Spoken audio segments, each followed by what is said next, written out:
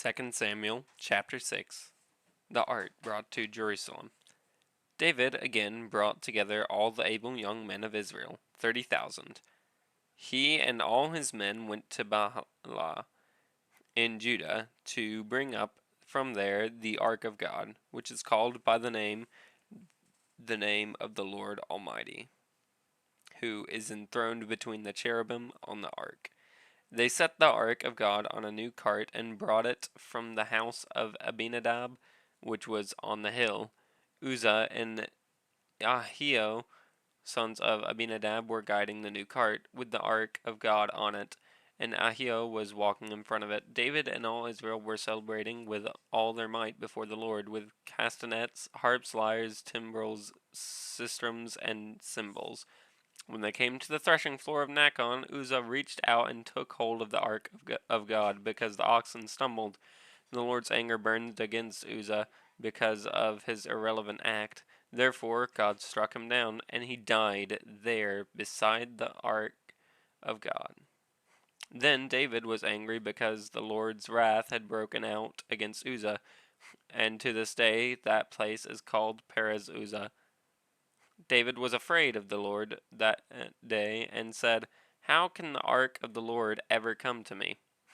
He was not willing to take the ark of the Lord to be with him in the city of David. Instead, he took it to the house of Obed Edom the Gittite. The ark of the Lord remained in the house of Obed Edom the Gittite for 3 months, and the Lord blessed him and his entire household. Now King David was told, the Lord has blessed this household of Obed Edom and everything he has because of the ark of God. So David went to bring up the ark of God from the house of Obed Edom to the city of David with rejoicing. When those who were carrying the ark of the Lord had taken 6 steps, he sacrificed a bull and a fattened calf, wearing a linen ephod.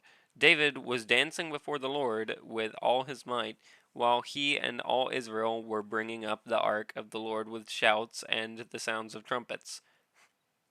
As the ark of the Lord was entering the city of David, Michal, daughter of Saul, watched from a window, and when she saw King David leaping and dancing before the Lord, she despised him in her heart.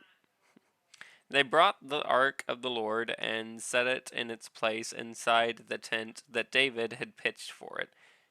And David sacrificed burnt offerings and fellowship offerings before the Lord. After he had finished sacrificing the burnt offerings and fellowship offerings, he blessed the people in the name of the Lord Almighty.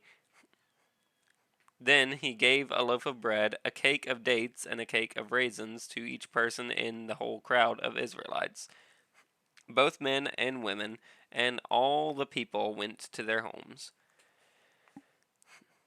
When David returned to bless his household, Michal, daughter of Saul, came out to meet him and said, "How the king of Israel has distinguished himself today, going around half naked in full view of the slave girls of his servants, as any vulgar fellow would."